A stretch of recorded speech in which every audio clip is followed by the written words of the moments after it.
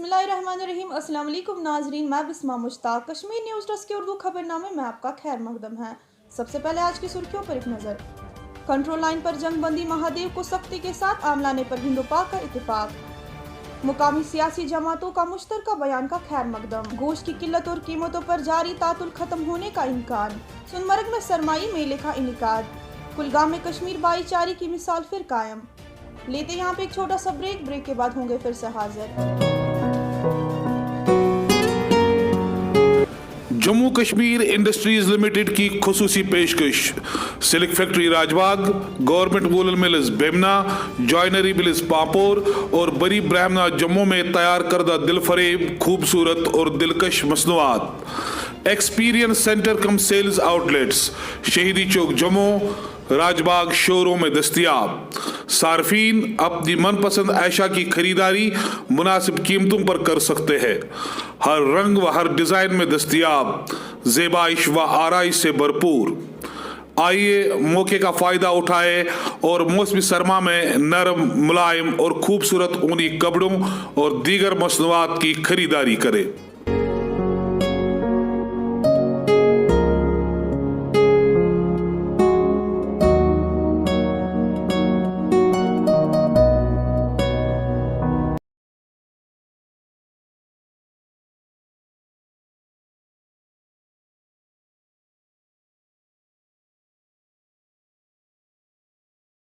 और अब खबरों की तफसील बिलाल फुरकानी से। अस्सलाम वालेकुम नाजरीन, बिस्मा मुश्ताक से हेडलाइन सुनने के बाद अब सबसे पहले आज की सबसे बड़ी खबर ये कि हिंद पाक के दरमियान जो कशीदगी का माहौल था वो ख़त्म होने वाला है और दोनों मुल्कों के दरमियान जो तातुल था उसकी बर्फ़ भी अब पिघलने वाली है, क्योंकि दोनों मुल्कों के director general of military operations के दरमियान जो हॉटलाइन पर रब्ता कायम हुआ उसमें इस बात पर इत्फाक पाया गया कि कंट्रोल लाइन यानी कि हद मुतारका या दूसरे दीगर जगहों पर जो दोनों मुल्कों के माबेन जो माहदे हुए हैं उन माहिदों को सख्ती से अमलाया जाएगा। वजारत दिफा की जानिब से जो बयान जारी हुआ उसमें कहा गया है कि 24 और 25 फरवरी की दरमियानी रात से इन माहिदों पर सख्ती से अमलदारी होगी। एक बार फिर आपको ये बताते चले कि हिंदुस्तान और पाकिस्तान के दरमियान जो तनाव, कशीदगी, सरामसगी का माहौल चल रहा था वो ख़त्म होने वाला है, उसके आसार नुमायां होने लगे हैं, क्योंकि दोनों मुल्कों के फौजी जो कमांडरान हैं उनके दरमियान जो हॉटलाइन पे मीटिंग हुई,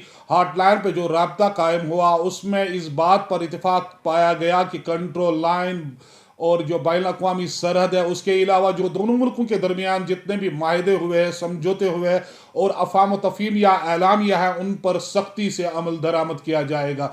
ये सबसे बड़ी खबर है हिंदो पाक के दरमियान इस वक्त जो आ रही है और बरसगीर में इससे अमन का एक दरवाज़ा खुलने वाला है, क्योंकि दोनों जो हरीब ममालिक हैं उनके दरमियान बहुत अरसे से कशीदगी चली आ रही थी और इस माहदे और इस हॉटलाइन पर दोनों मुल्कों के फौजी कमांडरों के दरमियान जो राब्ता कायम हुआ इससे वो तातुल ख़त्म होने वाला है। इधर जम्मू व कश्मीर की मुकामी और जो इलाकाई सियासी जमातें हैं उन्होंने इसका खैर मकदम किया है। इन जमातों का कहना है कि हिंदो पाक के दरमियान जो महाज आराई चल रही थी और जो सरहदों पर कशीदगी और तनाव का माहौल था, जो आर पार गोलाबारी हो रही थी, उसमें सबसे ज़्यादा नुकसान जो हो रहा था वो कश्मीरी अवाम का ही हो रहा था। मुनक़सिम जम्मू कश्मीर के आर पार जो गोलाबारी के सबसे ज़्यादा निशाना बन रहे थे वो जम्मू कश्मीर के अवाम ही है। Jammu Kashmir Peoples Democratic Party की सरबरा और साबिक वज़ीर आला महबूबा मुफ्ती ने इस हवाले से ट्वीट भी किया और उन्होंने ट्वीट में दोनों मुल्कों के इस मुश्तरका बयान का खैर मकदम करते हुए कहा है कि कशीदगी से बाहर निकलने का रास्ता मुज़ाकराती अमल है। इधर हुर्रियत कॉन्फ्रेंस के सरबरा या मीरवाइज उमर फारूक की सरबराही वाली हुर्रियत कॉन्फ्रेंस ने भी दोनों मुल्कों के दरमियान जो बर्फ़ पिघलने वाली है, दोनों मुल्कों के दरमियान जो मुश्तरका एलामिया आया है सरहदों पर जंगबंदी के हवाले से, उसका खैर मकदम करते हुए उम्मीद जाहिर की है कि सरहदों पर अब आर पार गोलाबारी थम जाएगी।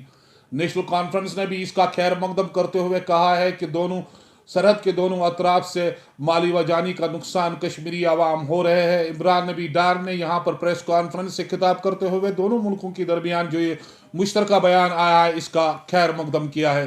बहुत बड़ी डेवलपमेंट है और नेशनल कॉन्फ्रेंस इस डेवलपमेंट को वेलकम करती है और उम्मीद करती है कि ये जो एग्रीमेंट किया गया है, ये जो आज statement, joint statement between Indian army और पाकिस्तानी आर्मी जो निकाला गया है DGMO लेवल पे, इसको इम्प्लीमेंट करे in letter and spirit. National Conference हमेशा से स्ट्रॉन्ग वोटरी रही है इस चीज़ की कि दोनों ममालिक हिंदुस्तान और पाकिस्तान जो है आपस में बैठे और जितने भी मसाइल हैं वो बातचीत से हल हो। सबसे पहले आप देखिए कि ये जो सीज़ फायर वायलेशंस हो रही हैं, जो 2003 का जो एग्रीमेंट था उसकी वायलेशन में जितने भी सीज़ फायर वायलेशंस हो रही है उसमें कौन विक्टिम बन रहा है? उसमें हमारे लोग विक्टिम बन रहे हैं, चाहे इस तरफ से या उस तरफ से हो। सो हम हमेशा से ये डिमांड कर रहे हैं कि दोनों कंट्रीज़ को आपस में बैठ के एक मेज़ पे बैठ के ये मसला हल करना है। और ये खुशाइंद बात है, आज जो स्टेटमेंट निकला है हम इसको वेलकम करते हैं। मैं रीट्रेट कर रहा हूँ, नेशनल कॉन्फ्रेंस इसको वेलकम करती है और उम्मीद रखती है कि इस प्रोसेस को आगे लिया जाएगा।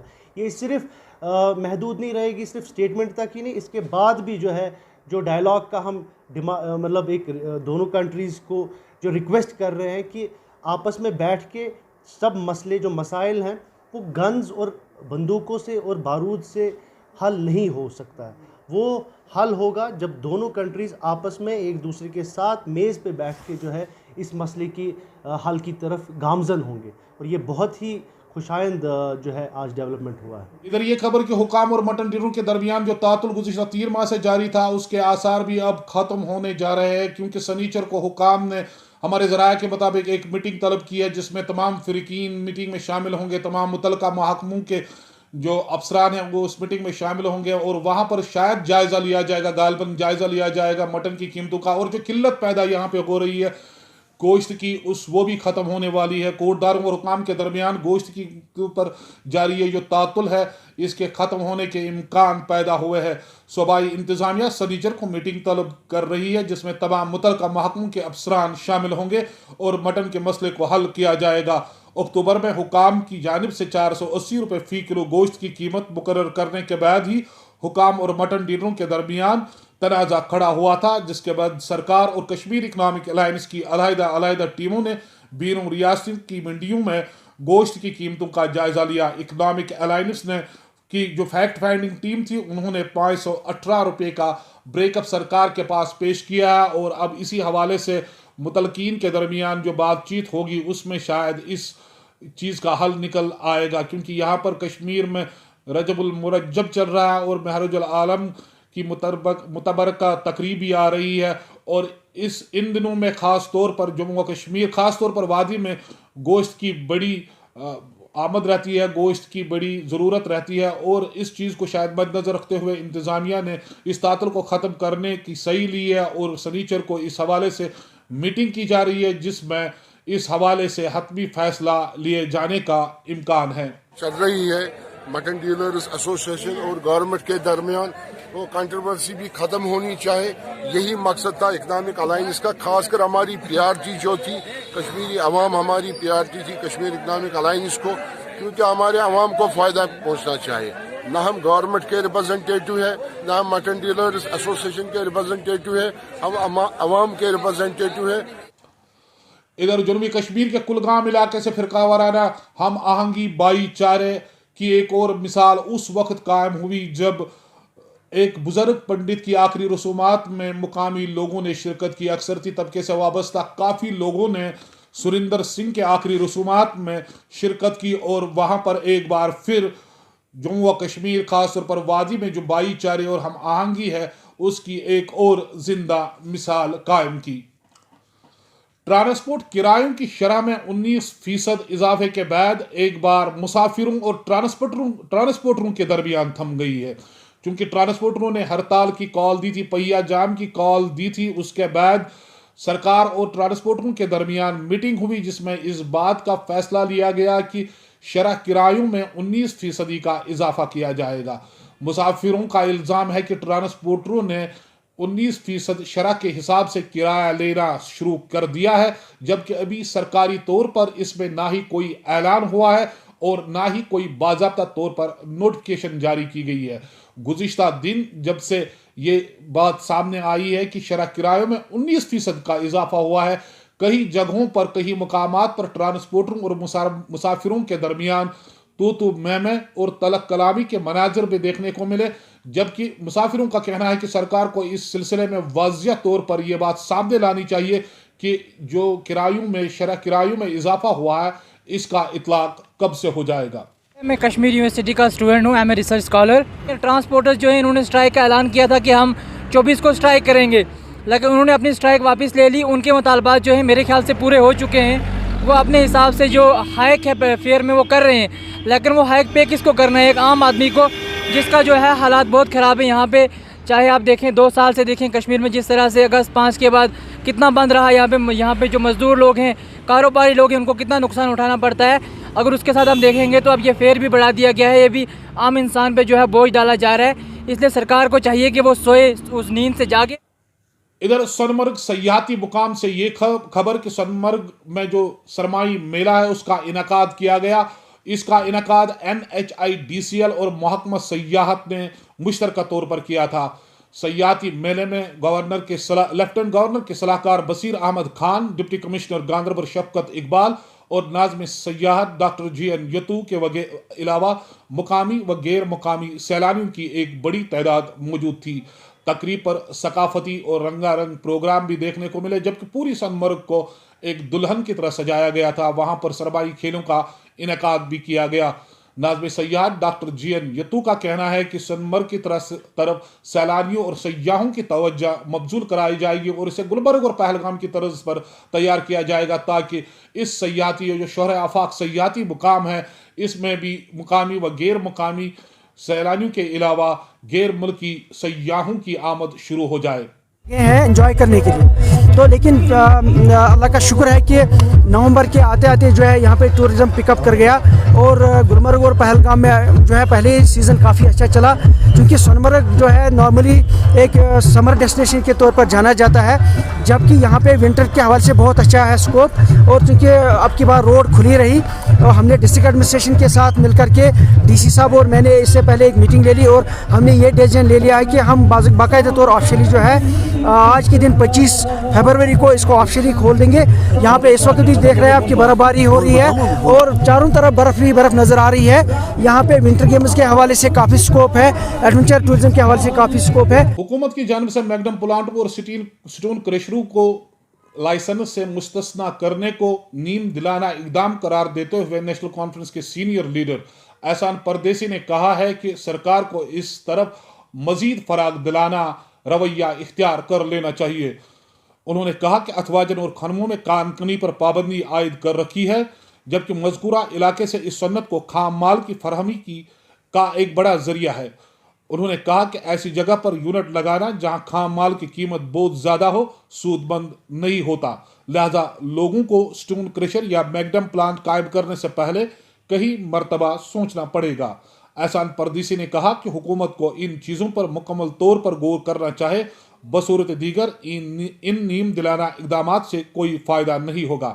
एहसान परदेसी ने लेफ्टिनेंट गवर्नर से अपील की कि वो ज़ाती तौर पर मुदाखलत करके अथवाजन उन खनमों में कानकनी पर आयद पाबंदी को ख़त्म कर दे।